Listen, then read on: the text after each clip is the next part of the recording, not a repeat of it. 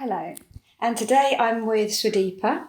Hello, Swadipa, and thank you for agreeing to. Hello, thank you for agreeing to tell us about yourself and your relationship with the Ipswich Buddhist Centre. Could I start by asking you what Swadipa means, your name, and your role in the centre? Okay, well, my name is Swadipa. Mm-hmm. So that's made up of two parts, Swa and Deepa. Mm-hmm. Deepa means a light or a lamp. That's the translation in this context anyway. And Swa means his own or to himself. So it's a light or lamp of his own, or a light or lamp into others that you're sort of radiating, as it were. Mm-hmm. Mm. Yeah, so that's my name. And what's your role in the centre? Role. I'm Mitra Convener. I'm the men's Mitra Convener, so that's sort of the only official role, as it were. What does that mean?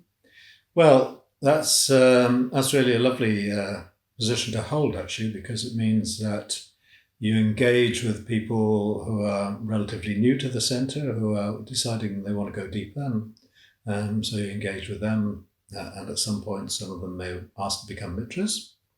You're involved in the lead up to them becoming mitras, meet up with them several times, get to know more about them and why they want to take that step. Then we have the lovely mitra ceremonies, of course, which you will remember, which are a highlight of our centre's calendar. And then after they become mitras, I would be trying to keep in touch with them, seeing how they progress, offer advice or help if required. And then, of course, some of them may go on and decide they want to ask for ordination, and I'd be involved in that process as well. So it's really wonderful that you become involved with people from soon after they start coming to the centre all the way through their sort of spiritual progress from there on, including those that become ordained and thereafter. So, yeah, it's lovely. Great role. Great role to have. So, what led you to the Ipswich Buddhist Centre? I mean, was it there when you first started being involved in Buddhism in Ipswich? Okay, so I started to get interested in Buddhism after I'd been in Ipswich about 10 years or so. And it was recommended by a friend of mine, actually. I thought that it'd be useful to find work is quite stressful at that time. And a friend of mine, who seemed to be very calm and relaxed, suggested that I might try meditation. And I learned that meditation was associated with Buddhism.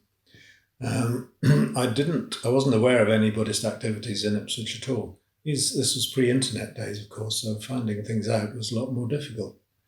And he recommended a postal course in meditation and Buddhism that was offered by the Buddhist Society in London, in Eccleston Square.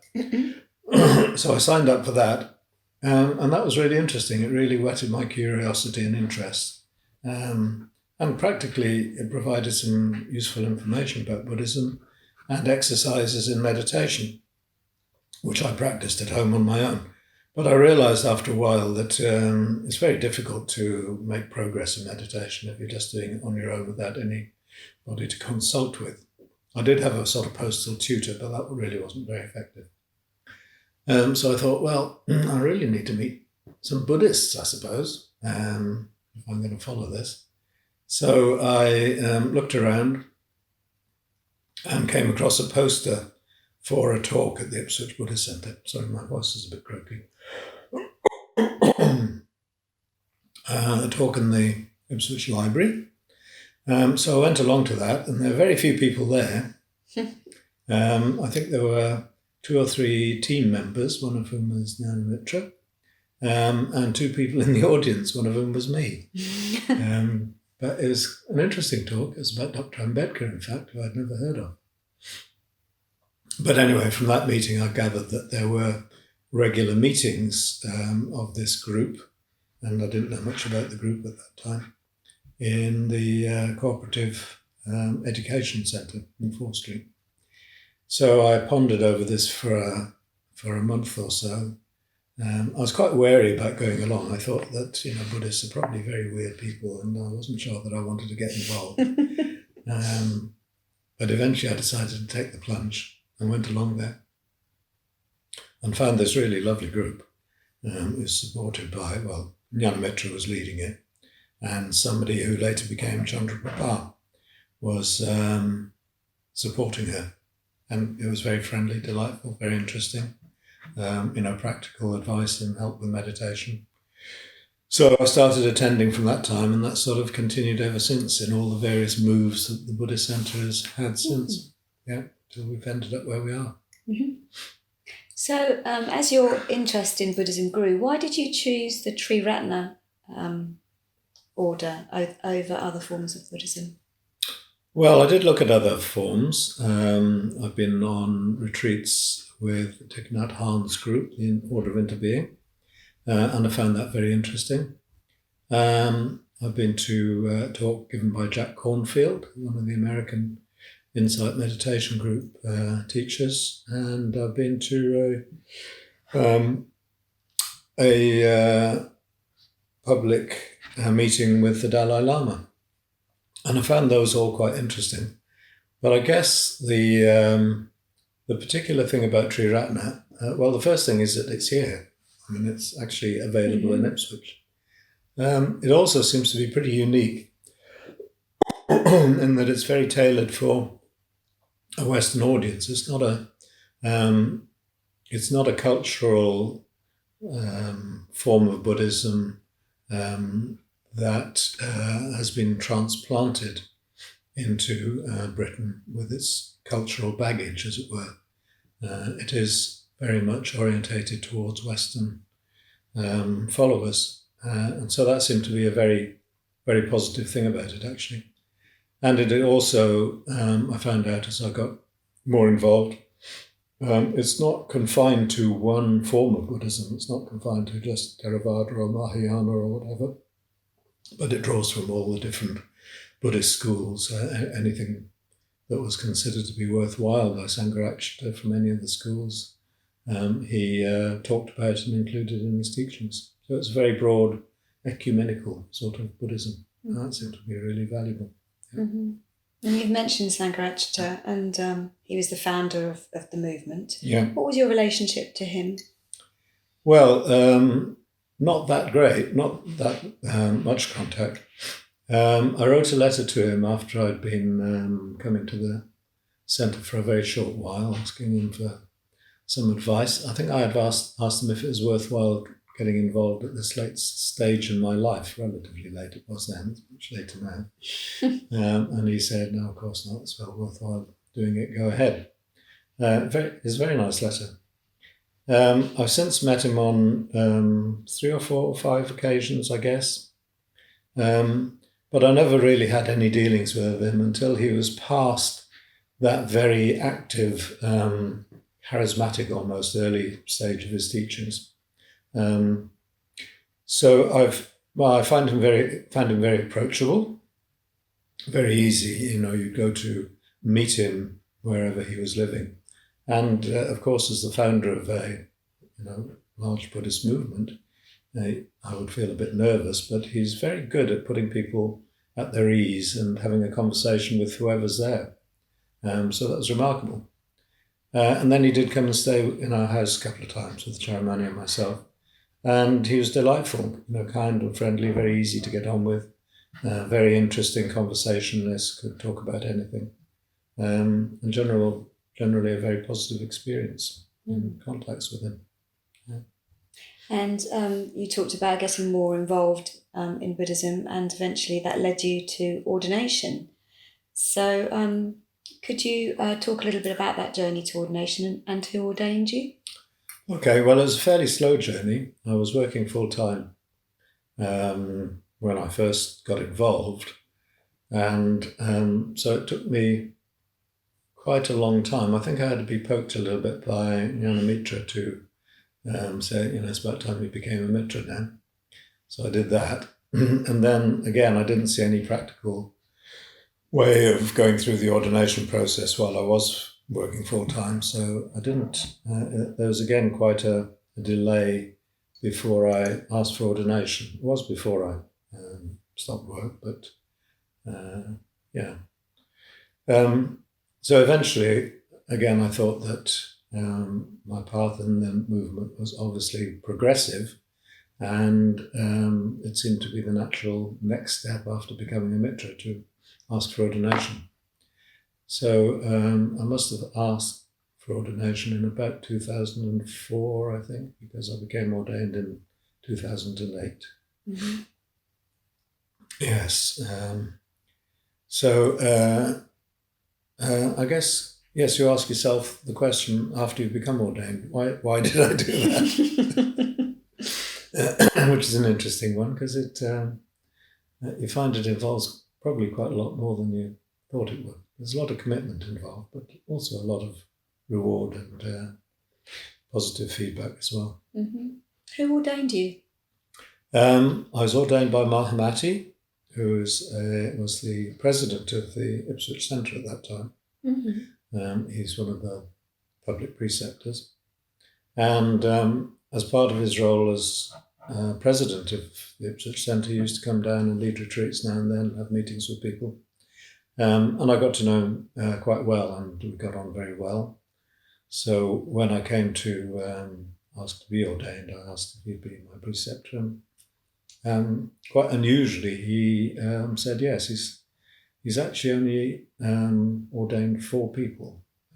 So he's very selective in those who he acts as a private preceptor to. So I didn't realise at the time, but I was very privileged that he took me on. Mm. And the public preceptor was Sadaloka, who's been chairman of the area council, yes, been president of the college anyway until recently. Mm. So talking about the centre, how does the centre promote the Buddha's teachings in Ipswich? Well, I think the purpose of the centre is to be an access point for anybody who has an interest in the Buddhist teachings, to be able to find out more about them and to learn the practices like meditation and devotional practices that are associated. So I think our aim is to make ourselves accessible to the public of Ipswich and surrounding areas, really, as a place that people know they can go to find out more about these things if they have an interest. Of course, quite a lot of people will come along because they're interested maybe solely in meditation to start with. But if they come along to our classes, they will find, they'll hear things about Buddhism as well that may well lead them into a deeper interest in the Dharma as well. So it's an access point, basically. And then once people have accessed it, then we would aim to give them the opportunity to go deeper in their practice and make progress on their spiritual path. And what do you think the impact has been on the town of Ipswich, the centre? That's very hard to know, isn't it? What would you hope the impact has been then? Well, it's very small, isn't it? We're small in numbers relative to the population of Ipswich, but we are visible. People do hear about us. We appear on the radio from time to time. And obviously by word of mouth, people will talk about having been down to the centre and the effect it's had on them. And through that, I hope a largely positive image of Buddhist teachings, Buddha Dharma, has started to sort of filter out to the wider population. We sometimes have a slot on the local radio, and that sort of brings to our attention to a wider audience. So I would hope it has certainly a positive effect on the people who come along and take it up, that they become perhaps kinder and more mindful, and that effect is seen by others and has a positive effect in that way. So small, but hopefully growing, and we hope that will sort of continue to grow in the future. So how does the centre run on a daily or weekly basis? How what is its function and roles within it? How does it actually work? There's a council that is now becoming the Board of Trustees, I think is a more official title. Mm-hmm. And the Board of Trustees are responsible for the operation of the centre. So discussion about which classes to run, who takes classes, what retreats to run, how to develop the centre, day-to-day things like the redecoration of the Sangha room, for example. These sort of things will be decided by the trustees. And then bigger decisions about long-term investment, like the purchase of the building we have now and possible expansion in the future. So these things are the responsibility of the Board of Trustees, which has a chairman and a treasurer and a secretary and then a number of other trustees. And these people meet regularly once a month or so and make decisions on further development of the centre and on how it's running. We also have a president who's not Mahamati anymore. It's an order member from Cambridge called Artapriya. And he doesn't have day-to-day oversight on the centre, but he's available for people to consult with if there are issues or things that we're having difficulty resolving. So he's a sort of backstop in popular parlance. If we need somebody, with a great deal of experience to talk things over with. Mm-hmm. So that's the practical operation of the centre. Yeah. Well, thank you very much, Swadipa, for sharing the history of the centre today and how it runs and giving an insight into its structure and your role within that. And so if anyone wants more information, they should come along to the centre, or to get involved, visit the website at www.ipswichbuddhistcentre.org. Thank you. Thank you very much.